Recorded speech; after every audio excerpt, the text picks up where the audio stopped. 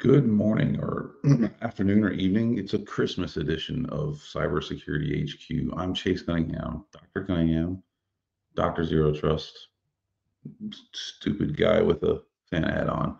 I mean, if you're going to have a little Christmas cheer, why not go all in? So I'm going to do a little bit longer version this time, and it's going to be kind of a review of 2023. Um, Consider this your Christmas gift. Knowledge. Knowledge is the gift that keeps on giving. What I've done is I've compiled a bunch of stats from a bunch of different sources. I would always encourage everyone to go off and get your own sources. Don't believe stuff just because some expert talks about it. Do your own research. But here's what I found that I think is worth knowing. Basically, things are not getting much better, to be perfectly frank, and that's problematic. So let's crawl through the big stats from the year here. Let's see. Trends and stats for this year, it's not looking good for the home team, to be perfectly frank. I'm trying to pull up some of the actual numbers here. So here's a poll I found from Deloitte. During the past 12 months, 34% of executives report their organization's accounting and financial data were targeted by cyber threat actors. Within that group, 22% experienced at least one such event, and 12.5% experienced basically more than one. Nearly half, 48.8% of C-suite executives expect the number and size of events targeting their organizations to increase in 2024. However, just 20% of that 48% say their organization's systems are secure and able to stand up to an attack. So not good. AI and ML obviously is a big thing. Let's be real, none of this stuff is AI yet. It's large language modeling, machine learning, but growing pretty substantially, the CAGR of about 30%.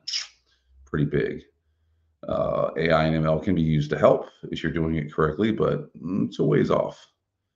Cybercrime is growing exponentially according to Cybersecurity Ventures. The cost of cybercrime is going to hit $8 trillion this year and will grow to 10.5 by the end of 2025. So that's a pretty big one. There's a report here from eSentire, substantial.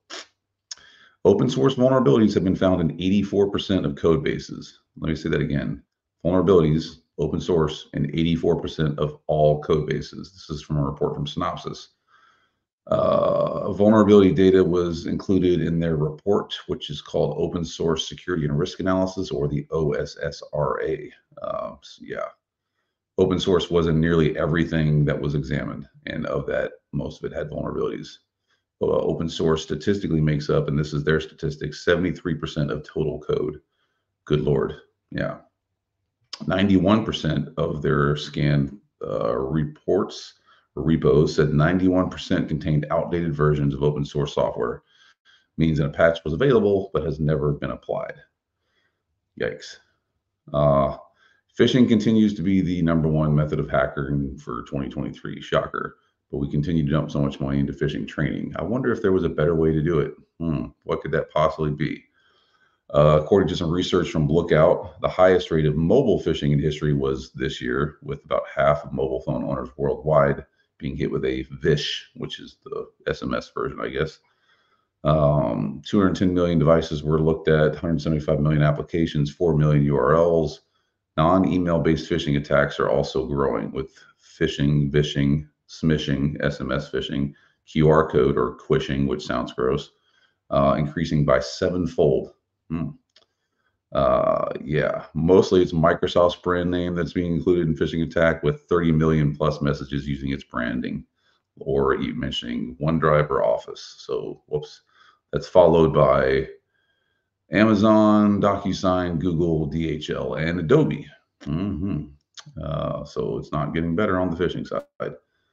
Business email compromise is the #2 statistic problem that we have in the space, but those two are tied pretty much in lockstep. Some additional information that you should consider.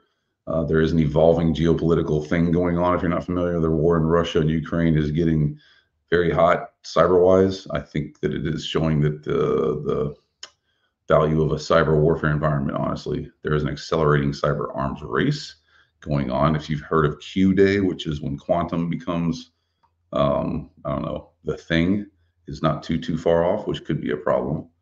Yeah. And then let's crawl through a couple more statistics here. So this from Packet Labs. Their top security statistics of 2023 as of December. There are an estimated 800,000 cyber attacks this year. 97% of security breaches were via WordPress plugins. Every 39 seconds, a threat actor targets a business's infrastructure. Estimated 300,000 new malware variants are created daily. Now that's a variant, so that could be literally one line of code, but it's pretty substantial. 92% of malware is being delivered via email. Again, phishing training. In 2023, the average for identifying a cyber attack is about 49 days. So that's pretty good. It's down, but still. 4.1 million websites on the internet are actively serving up malware. Great. And 66% of CIOs interviewed for this research said they plan on increasing their investment in cybersecurity. So that's kind of good news. Let's see. So a couple more stats that are worth looking at here.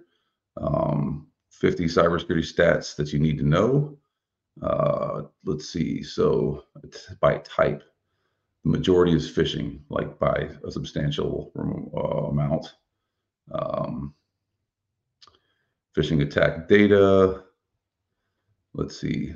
The majority of things that are used are targeted in brand phishing. Microsoft. Looks like LinkedIn is a big one. FedEx, WhatsApp. I mean, I don't think anybody's not gotten one of these, but they're pretty much out there. And let's crawl through a couple more pieces. Where is this most prolific? The majority of ransomware attacks are launched from, guess what? Former Soviet Socialist Republic countries. So there you go. Wonder why. What organizations are most successfully targeted? Happens to be that the worst at the batting average for defending themselves are companies in Asia, followed by Europe, then North America, and then Middle East and Latin America, which probably is more probably more of a result of the fact that they're not targeted as much. There's an average of $787,661 lost every hour globally because of a data breach.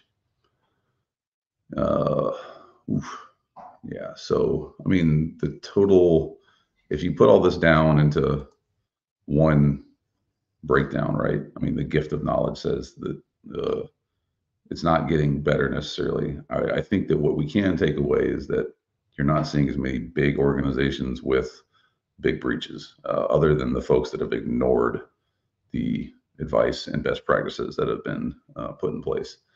So they're moving down market is what the bad guys are doing, and down market typically is easier to go after, and they get more success. I mean, if you harden the top layer, they're going to find the other stuff, the low-hanging fruit, go through there. They're connected to big enterprise and go forward. I honestly can't think of a major enterprise or government organization that had a direct breach this year. It was all vendors, third parties, contractors, APIs, like stuff that's not necessarily them. So you can follow the trend and see where it's going. Anyway, I wish it was better news for the end of the year, but maybe 2024 will be the year that we turn stuff around. As always, Chase Cunningham for Cybersecurity HQ. Have a great Christmas and holiday, and I'm taking next week off, so I'll catch you folks in 2024.